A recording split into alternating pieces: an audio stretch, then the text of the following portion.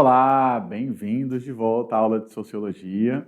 Eu sou o professor Ademir Matos e estou aqui para mais uma aula com vocês. Estão prontos? Vamos ver o que nós vamos estudar hoje? Vem comigo.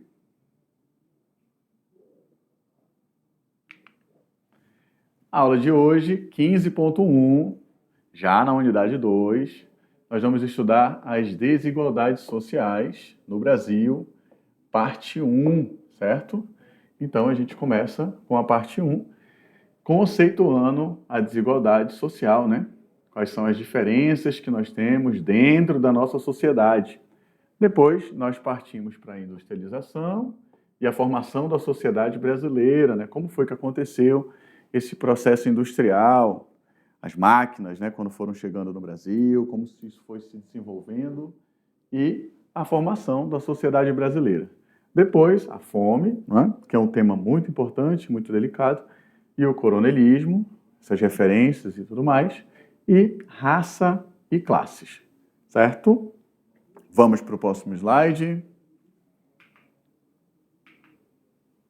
O que são desigualdades sociais? Então, aqui a gente dá uma paradinha, vocês reflitam, façam alguma anotação, você pode apertar um pause rápido aí, para poder pensar. Quando a gente pensa em desigualdade social, o que vem em mente, né? Quando a gente fala de desigualdade, é algo desigual, é algo diferente, não é? Então, anota algumas palavras no cantinho do caderno, numa página, né? Ou se estiver usando o celular, no bloquinho de notas, o que te lembra, ou o que lembra você, desigualdades sociais, certo? E aí, a gente vai fazer uma reflexão a partir de um GIF aqui, né? Nós temos uma criança ali, que lembra um pedinte, ou um morador de rua, ou uma criança mais pobre. Olha a vestimenta dele, né? Percebam também que eles sempre relacionam, na maioria das vezes, quando é colorido, eles relacionam com a questão da cor, né? Ali na hora que eu falei para vocês do sumário, a gente viu a questão de raças, não é? Então aqui a gente vê que a pele é mais escura. E à esquerda, a gente vê ali um senhor com uma cartola, né? Com uma roupa bem mais elitizada ou burguesa, que nós citamos na aula 13.1 lá, nós falamos da questão do capitalismo, né, do Tio Sam nos Estados Unidos e assim por diante, tá? Então, quando você vê essa imagem aqui, o que lembra, né? A gente tem uma pessoa que tem bastante e que supostamente, pela imagem, tem mais condições ou mais dinheiro, pelo menos pela vestimenta dela ali, pelo sorriso e tudo mais, né? Ela está esbanjando. E uma criança que não tem, aparentemente, nada, né? Se duvidar pela resolução, não dá para ter certeza, mas está descalço também, né? Percebam esses detalhes quando forem analisar essas tirinhas ou charges, tá? Aqui é só um GIF mesmo. Então vamos aqui para um conceito. O conceito de desigualdade social refere-se, em linhas gerais, à privação dos direitos ou de acesso a recursos para um grupo, né? Ou para uma pessoa só, o que cria distinções entre os indivíduos. E o que seriam distinções, né? Quando a gente fala de distinções, a gente está falando de diferença, né? Então, se nós temos diferenças, quer dizer, aqui falando de direitos, né? Algumas pessoas vão ter mais e algumas pessoas vão ter menos, tá? Então, se eu sou privado, e aqui o privado não tem a ver com privacidade, né? É privar de não poder fazer, de não ter o direito ou de não ter acesso, tá? Então, se eu privo alguém de um acesso, seja a um concurso, seja a um bairro, seja a um parque, a própria mobilidade social, que a gente também trabalhou na aula 13, como eu posso mudar de um lugar para outro, ascender ou até ali quando a gente fala de transporte público, dentro de uma cidade. A gente tem visto aí pela internet, pelos jornais, que muitas cidades têm investido na taxa zero para a questão do ônibus, né? Então, isso é um direito, por quê? Porque tem a ver com acesso ao quê? Aos recursos, que são públicos, não é? Então, se tem uma camada da sociedade que tem menos, essa camada precisa de ajuda e de apoio social, governamental, aí, que a gente falava de política, economia e tudo mais, para que a sociedade possa caminhar, tá? Se a gente não pensa nessas pessoas, o que acontece? Elas vão ficar à margem da sociedade. Aí começa ali a questão da criminalidade, a luta pela sobrevivência, os roubos, porque elas precisam se alimentar e assim por diante, tá? E aí aqui nós temos as palavras que nós selecionamos aqui, só que destacadas, né? Privação de direitos cria distinções ao acesso de recurso, né? Então, cria essas diferenças que são as desigualdades que a gente está estudando, tá? Para a compreensão, né, para a compreensão do cerne, né, o centro das desigualdades sociais, se faz necessário o estudo de 3 elementos centrais. A estrutura, né, deixa eu mudar a cor, que nós estudamos na aula que eu citei agora há pouco. Nós temos a estratificação, que são as camadas de divisão lá da sociedade, e a mobilidade social, que eu acabei de falar também. Então, quando a gente cita esses 3, o que são esses 3, não é? Esses três elementos são a estrutura, como que a nossa sociedade é dividida ou organizada, né? Dentro dessas divisões, a gente tem uma classificação que a gente chama de camadas, né? Então, é como se nós tivéssemos várias folhas ou vários andares, né? E em cada andar desse aqui, deixa eu colocar outra cor, em cada andar desse nós vamos ter acesso ou não, né? E a gente está aqui embaixo, e aí a gente tenta subir. A gente via nas castas, né, que quem está lá embaixo não tem acesso a quase nada. Já aquelas pessoas que têm um pouco mais de acesso, né, os trabalhadores, eles estão aqui. E aí depois nós temos a elite, ou os sacerdotes, e assim, depende da... Então, né, então são várias camadas. Os estratos, não esqueçam disso. Quando a gente trabalhar a estratificação, lembrem que o estratos é com S, né, que é de camada, e não de extração com X, tá? Lembrem disso, porque isso pode vir numa questão de vestibular para vocês ou de algum concurso. E esse vai ser o diferencial, tá? Desigualdades aqui, já que a gente começou fazendo essa explanação, a gente começa direto para a parte 1, para ser continuada na próxima aula com a parte 2. Certo? Falamos ali do conceito de desigualdade social, né, como ele surge e tudo mais, como aqui está a etimologia, a formação da palavra e do termo, e aqui a gente entra na industrialização, né, da sociedade brasileira. Vamos ler comigo aqui. À medida que a sociedade brasileira se industrializou e se urbanizou, novos contingentes populacionais foram absorvidos pelo mercado de trabalho nas cidades, né? E aqui nós temos uma imagem, né? Quando a gente fala de indústria, a gente tem essa imagem aqui, né, em mente. A gente tem que ter essa imagem aqui. Aqui se vocês prestarem atenção, é um GIF de uma produção de garrafas, né? Provavelmente aqui vai ser colocado um líquido, né? E depois as tampas são aqui, essa última parte aqui, ó, ele está colocando a tampa na garrafa plástica, certo? Então, para que esse processo aconteça, aqui já é um processo quase final, né? Existe ali um engenheiro de produção, um engenheiro mecânico que vai trabalhar e vai planejar como é que essas máquinas vão acontecer, de onde vão ser feitas essas peças todas metalizadas que vocês estão vendo, né? Elas precisam ter um trabalho de qualidade, porque elas precisam ser limpas, né? Higienizadas, para que não exista nenhum tipo de contaminação na produção, e aí entram várias camadas nesse processo industrial, certo? Aí aqui nós temos uma imagem, né, sobre a questão da industrialização, tá? Seria um mapa mental. À esquerda nós temos ali, né, o capital, tardio, tecnologia, com reloginho aqui em cima, comigo, tá? Aí nós temos na industrialização nós temos a dependência externa, né, a qualidade está um pouquinho ruim. Abaixo nós temos o período Vargas, né? E temos as palavras-chave aqui, né? Provisório, indústria de base, siderúrgicas, petroquímicas, energia e transporte, Petrobras e a Vale do Rio Doce, né? Vale do Rio Doce, se não me falha a memória, privatizada hoje, né? Petrobras em processo, infelizmente. E aí vocês podem dar uma pesquisada com o professor de História e Geografia também, e Filosofia. Depois, aqui embaixo, nós temos Juscelino Kubitschek, né? Desnacionalizador, capitais externos, rodovias, plano de metas, indústrias de bens e comércio, né, montadoras, alimentos, tá? Que é o que cada um deles foi fazendo. Aqui no período dos militares, o milagre econômico, grandes obras, capital externo, dívida externa, concentração de renda, usina de Itaipu, Ponte Rio-Niterói, né? Que no final a gente sempre tem as marcas que cada um deixou, né? A Petrobras está aí até hoje.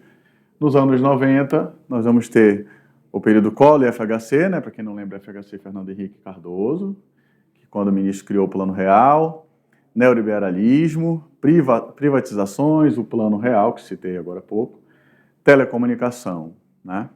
Estradas, portos, bancos e fontes de energia. Para quem não... vocês que são mais jovens, né? As telecomunicações, existia a Telebrás, né? Então a gente, para ter um telefone, não era como hoje, que é fácil de você ter um telefone móvel e tudo. Naquela época você tinha que comprar uma linha telefônica, não era barato, e você passava a ter parte das ações da Telebrás. Depois que mudou-se de nome, né, cada região tinha um nome, como eu sou do Pará, lá chamava Telepará. A gente tinha as cabines de telefone, como vocês veem em filme, né? Então, quando a gente fala de telecomunicações, a gente lembra disso daí. Não era tão fácil e tão simples de se comunicar como é hoje, tá? Então, é interessante colocar esse contexto, porque às vezes parece que é tudo muito semelhante como é hoje e não era, tá? Vamos continuar analisando aqui esse mapa mental. Então, aqui, repetindo, né? A gente tem as estradas, portos, bancos ali, quando a gente fala, né, os bancos, Banco do Brasil, Caixa Econômica e assim por diante, além dos bancos que são privados, né? E ali as primeiras, aqui em cima, comigo, né? Bens de consumo, bebidas, alimentos, as fábricas, as primeiras fábricas de pequeno porte, né? E vocês podem colocar hoje também as empresas de microempresas, né? Pequenas empresas e tudo mais. E o café sendo impulsionado em algum período ali também, certo? Esse é um geralzão. Vocês podem encontrar outros mapas mentais, vocês também podem usar a inteligência artificial para criar mapas mentais mais atualizados, né, com algumas outras críticas recentes e assim por diante. Fica a dica para vocês. Modelo desenvolvimentista, acompanhem comigo aqui, o modelo desenvolvimentista, que adotou popularmente conhecido como 50 anos em 5, né, deu excelentes resultados a curto prazo, proporcionando taxa de crescimento econômico de 7% a 10% ao ano, né? Isso daqui é uma marca de Kuczek, né? JK, que é ali o idealizador e criador de Brasília, tá? Isso aí a gente acaba não esquecendo porque ficou muito marcado, né? Tem muitas fotos desse período, né? É uma cidade planejada, num formato ali de avião, né? Então a gente vai na cidade e a gente vai lembrando ali das asas, né? Asa norte, asa sul e assim por diante. A banda Legião Urbana, que foi criada lá, né? O grupo era de lá, eles citam em algumas músicas essa referência ao mapa de lá. E aqui nós temos algumas engrenagens, né? Que normalmente lembram a questão do processo de industrialização, e temos uma dica do filme Tempos Modernos, de Charlie Chaplin, que não é recente, mas do cinema mudo, e faz uma crítica muito pertinente. Aqui nós temos alguns tópicos, né? O desenvolvimento do capitalismo no Brasil criou desigualdades, né? Então, quais são essas desigualdades que foram criadas a partir do desenvolvimento do capitalismo? Vou deixar ele marcadinho aqui, né? Para a gente lembrar o que a gente está vendo. Vamos lá. Primeiro, quais são essas desigualdades? A distribuição desigual da renda, né? Renda a gente fala aqui, né? Daquele capital, da receita que entra nas famílias e quando entra, né? Porque nós temos famílias que estão ali à margem da sociedade, que não conseguiram se capacitar, que não conseguiram ascender, né? E nós temos uma distribuição desigual dessa renda, seja por uma falha política, uma falha econômica, uma falha social, certo? Por isso, muitos projetos, muitos estudos e tudo mais. O desemprego, né? O desemprego surge ali também de uma falha que entra como um todo. Quando a gente estuda o Emile Durkheim, né? Em sociologia mesmo, ele vai dizer que a sociedade... Eu vou fazer um desenho bem difícil aqui, por favor. Eu vou fazer o bonequinho para não passar vergonha com vocês. Quando a gente imagina lá, ele vai falar que a sociedade é vista como um corpo, né? E aí aqui eu tenho um rapazinho, né? Com a perninha dele aqui, ó. E aí... Não, isso ficou horroroso. Bora começar de novo. Ele fala que a sociedade é vista como um corpo, certo? Então, nós temos aqui a cabeça, o pescoço, né? Os braços, pronto. Não tem nada mais perfeito do que isso. E aí ele vai dizer, perante a sociedade, no plano dele, né, que todo esse grupo é um organismo vivo. Então, cada membro desse, a cabeça, os membros, né, os braços e as pernas, né, e aí se ele tiver um coração aqui, né, que ele deveria ter, o coração, tudo isso deve funcionar, né, em consonância um com o outro, tá? Se esses membros não funcionam, ou se alguma parte dessa do corpo adoece e para, todo o corpo sofre, tá? Então essa ideia de Durkheim é muito interessante. Ele vê a sociedade como um organismo vivo. E ele escreve uma das obras bem polêmicas, né? Que é a questão, um dos primeiros livros sobre suicídio. Tá? Então, quando o desemprego ele acontece, né, não necessariamente é porque a pessoa é preguiçosa. Tem algum fator social ali que acarretou isso. Né? Um desenvolvimento, algumas cidades que tinham várias indústrias e elas mudaram de lugar, e aí aquilo foi quebrando e as pessoas acabaram ficando desempregadas, certo? Altos impostos, bora deixar de vermelho, né? Porque isso é uma parada que a gente precisa pagar e muitas das vezes é injusto, né? Nós temos vários impostos que são... cada estado tem o seu e isso influencia diretamente no nosso bolso, tá? Nós temos aqui políticas públicas mal projetadas, né? Então, as políticas públicas, elas têm que fazer sentido com essas duas palavras aqui, né? O que é política? Eu falava na aula 13. Vem de polis e ética, né? Ética é o sumo bem segundo Aristóteles e polis é a cidade. Então eu tenho que buscar o melhor para aquela cidade. E se eu falo de público, né? Então o melhor ainda para todos que estão ali naquele meio. E nem sempre é assim, né? Muitas das políticas públicas são pensadas somente naquele político em si ou no grupo social deles, visando uma relação quase que do tempo do café ali, da borracha, que era a relação de troca, né? Eu te dou aqui o látex e a borracha e você me dá o que eu preciso para sobreviver.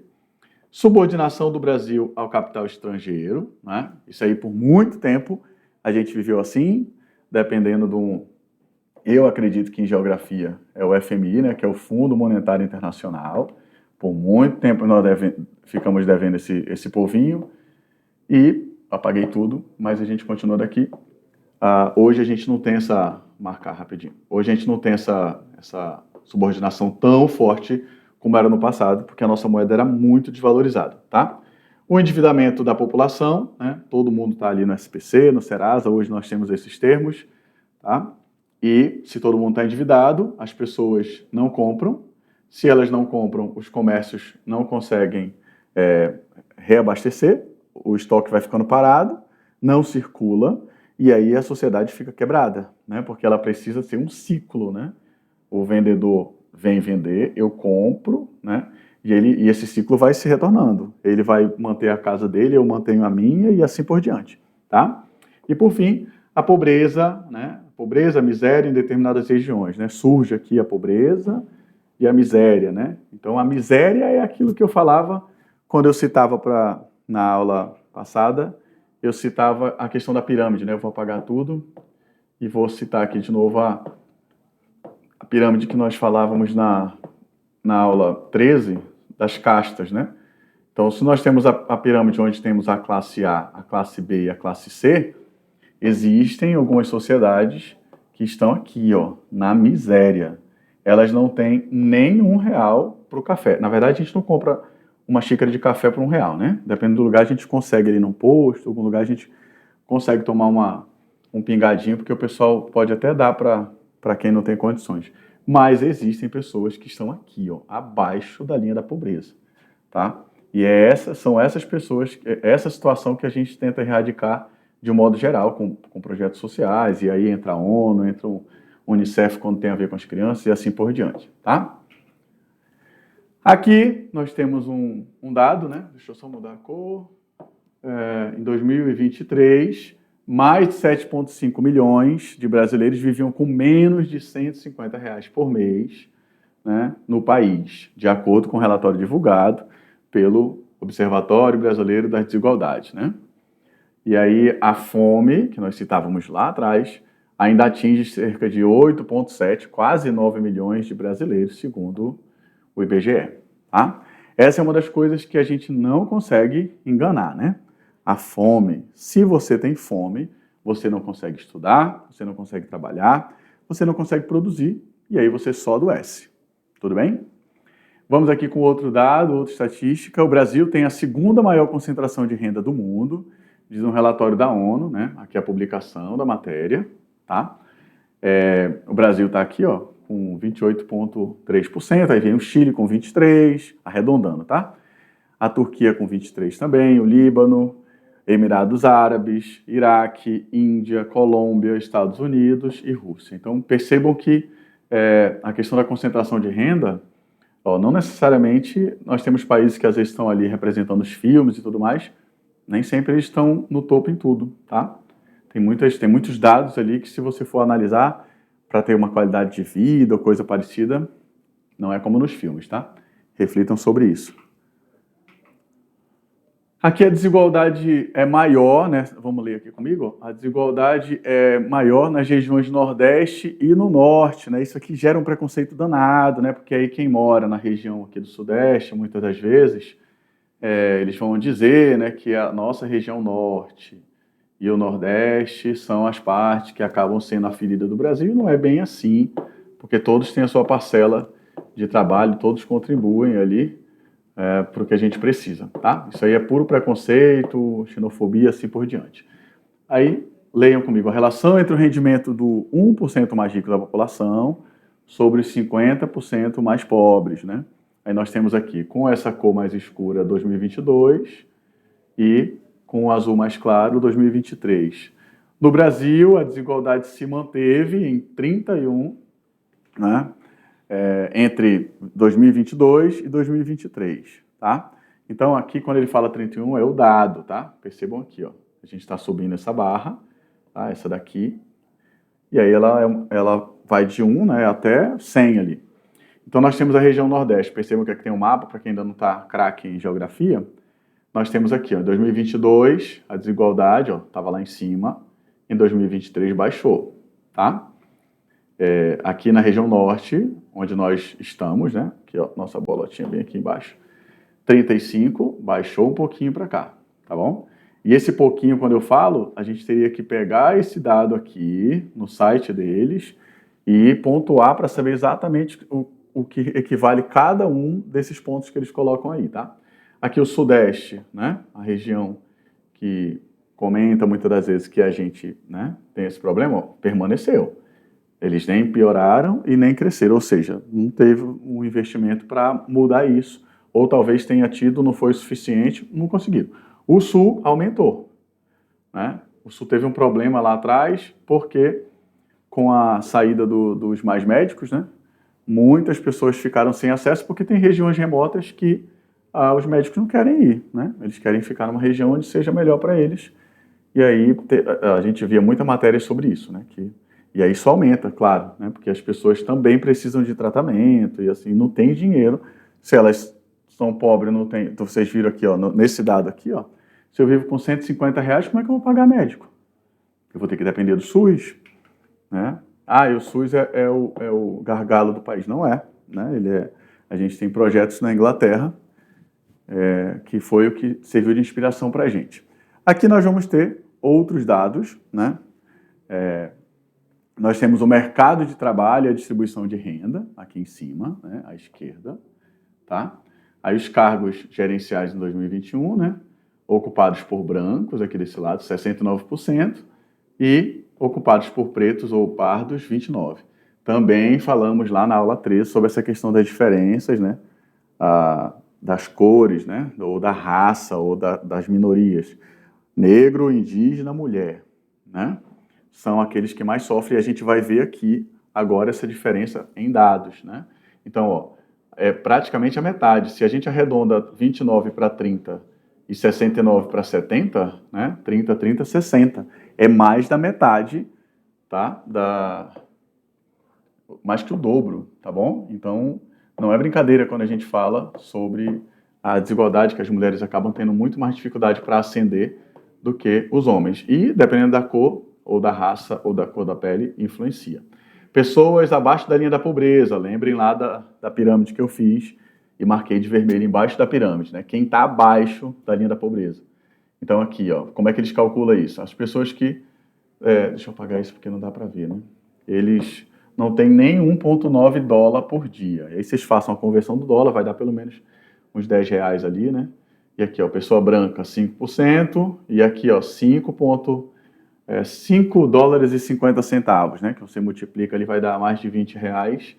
Então, se você não tem isso no bolso por dia, você se encaixa aqui, tá? É assim que eles fazem o cálculo. Então, a pessoa branca, a pessoa preta, a pessoa parda. Percebam que o branco, normalmente, aqui pelas estatísticas, ele acaba sendo menos, tá? Não é uma coisa que a gente fala assim, eu gostaria que... Não é uma questão de gostar, é dado, tá? Isso aqui foi pesquisa, tem uma amostragem, em algumas regiões vai ser diferente ou não, mas no geral é assim que se mostra o gráfico. Deixa eu apagar tudo para a gente poder focar onde a gente está, tá bom? Aqui, ó, condições de moradia, tá bom? E patrimônio, né? Patrimônio é aquilo que a gente dispõe, né? O que eu tenho como o carro, né? A moto, o sítio e assim por diante. Os proprietários, né? Deixa eu mudar a cor de novo. Proprietários de grandes estabelecimentos agropecuários, né? Mais de 10 mil hectares. Pessoas brancas, 79%, a gente pode arredondar para 80%, e as pessoas pretas ou pardas, 19%. Então, quando está quebrado assim, fica mais difícil da gente ver. Então, arredonda, 20 e 80, né? Muito mais do que o dobro, 20, 20, 40, 40, 40, 80. 4 vezes mais, tá? Reflitam, é assim que a gente analisa esses dados. Não é fácil, por quê? Porque a disparidade é muito grande. Tá? Aqui falando de violência, deixa eu pegar uma cor mais escura, aqui ó, falando de violência, tá? A taxa de homicídios por 100 mil pessoas em 2020, né? Então a cada 100 mil pessoas, quantas pessoas morrem, né? Aqui ó, pessoas brancas, total 11,5, né? Então uma média de 12 pessoas morrem ou 11 pessoas, homens, mulheres, né? Quando brancos. Aqui a pessoa preta, a pessoa parda, tá? Olha como o número aumenta, tá bom? Então, existem diferenças sim, a sociedade é desigual, não tem para onde correr, tá? O que a gente precisa fazer? Estudar para lutar cada vez mais para que isso não continue assim. Sobre a educação, que é a nossa área aqui, né? Taxa de comparecimento ao Enem, né? Quem se inscreve, quem vai ou quem não vai. Então aqui, quem compareceu, ó, os brancos, 75% em 2019, 49% em 2020, 72% em 2021, né? Vocês percebam que tem uma diferença aqui grande no período que a gente tem para cá, né? Acho que 20 para 21, a gente teve a pandemia, né? Então aqui, pessoa branca, pessoa preta, pessoa parda, amarela, indígena, né? Então o branco ele está sempre com a numeração maior, né? De um modo geral, só olhando assim, você vai ver a numeração, você vai ver que eles estão no topo, né? Aí vocês vão colocar a história, a cultura, né? O acesso, que a gente falava ali em outras aulas, o acesso à facilidade, né? O que você dispõe de apoio para ascender e assim por diante. E por último, não menos importante, né? A participação e gestão, né? Então, candidatos a prefeitos com receita, né? Da campanha acima, quanto eles gastaram e investiram na campanha, né? Acima de 1 milhão. Então, todos aqueles candidatos que investiram acima de 1 milhão, dado aqui de 2020. Ó, os brancos, 67%, quase 70%. Preto, né? Pessoa preta, 6,8%, 7%, né? Não tem, se você fizer a conta, ele vai dar quase 1000%, vai dar 10 vezes o que o branco recebeu de apoio em relação ao negro, e a pessoa parda fica ali perto da metade do que o branco, indígena, nada, e amarelo, nada. Tá bom?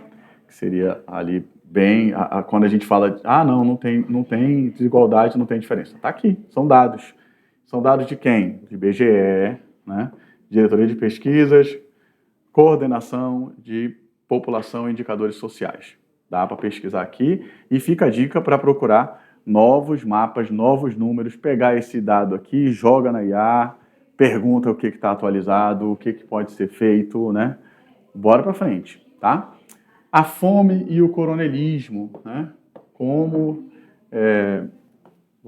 que isso acontece, como se desenvolve. Bora ler comigo aqui rapidinho. No início do período republicano, final do século XIX, começo do século XX, vigorou um sistema conhecido popularmente como coronelismo. Este nome foi dado, pois a política era controlada e comandada pelos coronéis. Quem são ou quem eram? Né? Quando a gente cita hoje, quando vocês escutam ou leem alguma coisa sobre, isso aí é coronelismo, isso é um coronelismo moderno, né? Fazendo essa referência aos fazendeiros ricos lá do passado, tá? Que mantinham escravos e assim por diante. Tá? Então, aqui a gente viveu no Brasil um período que existiu o voto do cabresto, né? O que é o cabresto, professor? O cabresto nada mais é do que isso aqui, ó, que fica preso no cavalo, né? Então, isso aí você estuda história e geografia, tá? Mas a gente também cita e trabalha em sociologia e filosofia. Então, o coronel, o dono né? Ele ameaçava ali, aqui está o político, e esse político tinha uma parceria lá, né? Muitas vezes o político era um coronel também. Então, ele tinha os eleitores dele, que muitas das vezes eram os funcionários, os escravos, os peões. E aí ele tinha um controle como quem controla um cavalo, né, um bicho. E aí o voto do cabresto quando você escutar essa referência, é por causa disso. Porque existia esse controle, né? Então o voto não era livre. Então muitas das lutas que vocês acompanham e veem em documentários, em estudos, em críticas que os professores falam em história, geografia, filosofia e sociologia, é por causa disso, né? A forma que é utilizada para a perpetuação do coronelismo, né? Perpetuar é o quê? É que ficasse para sempre, né? Infinito, tá bom? Então a gente tem aqui a soberania, o povo, aqui vai ter o voto, ele traz o político traz o capacho dele, né, o funcionário, e assim vai, nunca muda, porque eles acabam controlando o meio. Então muitas das pessoas que detêm o poder e detêm as propriedades hoje, cresceram por causa disso daqui. Por isso que quando se fala de meritocracia, muitas pessoas não concordam, né? Porque mérito baseado numa herança que vem de onde? Lá de trás do voto do cabresto. Quem fala disso? Só quem estudou, certo? Coronelismo vinculado à grande propriedade rural, principalmente no Nordeste, como base de sustentação de uma estrutura agrária, que mantinha os trabalhadores rurais em situação de penúria, né? De sofrimento, né? De abandono e ausência de educação. Porque por que eu vou fornecer educação para esse povo se eles precisam trabalhar? E se eles estudarem, eles não vão votar em mim. Né? Isso era muito óbvio. Tá? E aí aqui, ó, o capataz atrás, com uma arma, né? E o senhor ali, né? O coronel, dizendo, ó, quem tu vai votar? Olha a foto, quem é que tá lá, né? É o bonitão. E aí, ó, o funcionário dele, o peão, o trabalhador, era obrigado, por quê? Porque ele gostava dele, ó. Ó o amor dele aqui tá aqui atrás, ó. O medo, aqui é a expressão dele, ó. Se eu não votar, eu morro. Hoje a gente tem isso representado de que forma? Se eu não votar, eu perco o emprego, tá? Por isso que a gente tem muitas leis e na época da eleição, que a gente está vivendo agora, vai já começar, existe uma leis bem severas quanto a isso, compra de voto e assim por diante. Acompanhe que vocês vão ver isso ao vivo. E aqui as características do coronelismo, o voto do cabresto, que eu citei agora há pouco, né? Os coronéis compravam votos para os seus candidatos ou trocavam votos por bens materiais. Pares de sapato, óculos, né? Ali a troca que tinha com o indígena lá no passado, alimentos, etc. Como o voto era aberto, os coronéis mandavam capangas, que a gente viu agora ali com a arma, para os locais de votação, com o objetivo de intimidar os eleitores e ganhar votos. As regiões controladas politicamente pelos coronéis eram conhecidas como currais eleitorais, e isso ainda existe hoje. Não dessa forma, a gente não vai ver a pessoa ali com a arma, não necessariamente, mas ainda tem ali as pessoas fiscalizando. Já trabalhei nas eleições do interior e na área rural. As pessoas, você vê muitas vezes pessoas intimidadas. Então é feito o máximo possível para controlar isso, mas nem sempre se consegue, tá? Leva-se um trator, vários tratores para uma região, para uma comunidade, e aí as pessoas acabam votando naqueles que trouxeram algo que eu precisava, né, para a minha comunidade. Tá? Aqui tem esses exemplos, mas um trator e coisas mais caras é muito mais fácil de você convencer, né? A fraude eleitoral.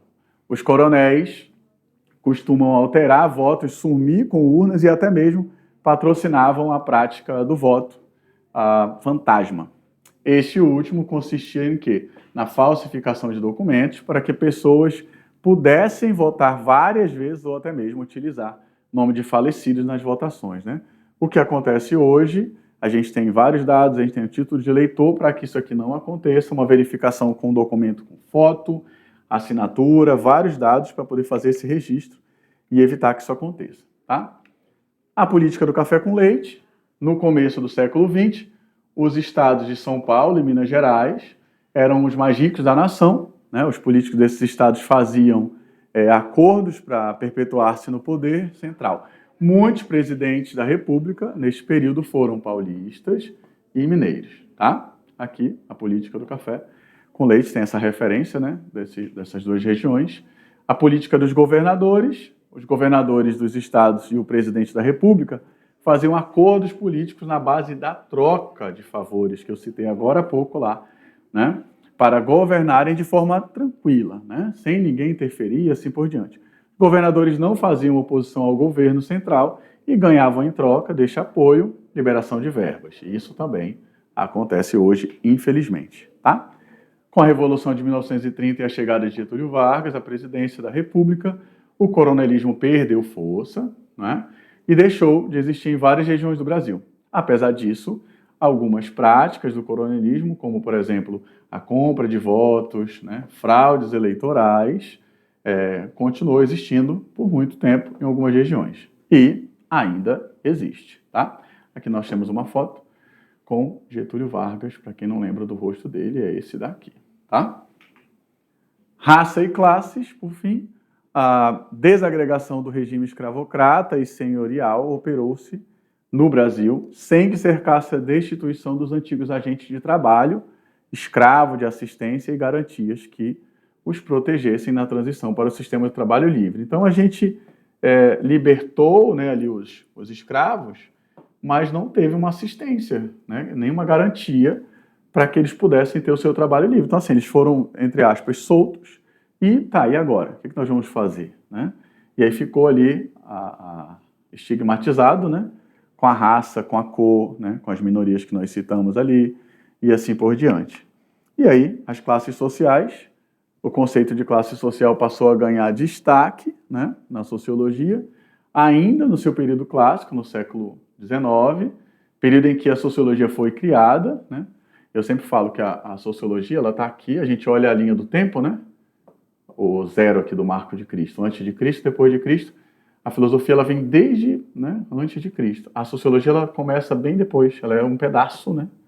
E até hoje. Então, aqui explica isso. O filósofo e sociólogo economista alemão Karl Marx dedicou-se a estudar o fenômeno das classes sociais e as interações ou a interação entre elas, tá? A gente tem ali o fator social, cada um deles vai acabar se desenvolvendo para uma área. Aqui, com os avanços, né, dos estudos sociológicos, novas classificações passaram a denominar o conceito de classe social e vários outros sociólogos e historiadores, geógrafos, né, e economistas dedicaram-se também a estudar esse fenômeno. Tá? Para os sociólogos em geral, a estratificação, né, a divisão da sociedade ali em camadas, em estratos, a estratificação social, fenômeno social que gera a divisão de classes, é uma consequência do capitalismo, da intensa divisão social do trabalho produzida por esse sistema. Para Durkheim, né, que eu citava ainda há pouco lá, quando desenhei o corpinho, Emile Durkheim, o trabalho em sociedades capitalistas, pós-industriais, é diversificado e entoado por diversas pessoas em diferentes postos de trabalho. E aí nós temos a mudança social, que é uma transformação da sociedade e do seu modo de organização, que decorre ali de hábitos e costumes que deixam de fazer ou começam a fazer parte do cotidiano das pessoas, né? A gente vai mudando, vai se adaptando, vai ascendendo, vai estudando. Para o sociólogo canadense Guy Rocher, né, a mudança social deve ser observada sobre a corrente histórica. A mudança social não é provisória, ela é constante e afeta o desenvolvimento da sociedade. E aqui alguns exemplos de mudança social, é a abolição da escravatura ou da escravidão, né, e o êxodo rural e evolução dos meios de transporte. algumas referências. Muito obrigado por essa aula cheia de, de participar dessa aula cheia de dados e tudo mais. Espero que vocês tenham conseguido entender. Aguardo vocês na próxima aula. Muito obrigado e até lá. Tchau.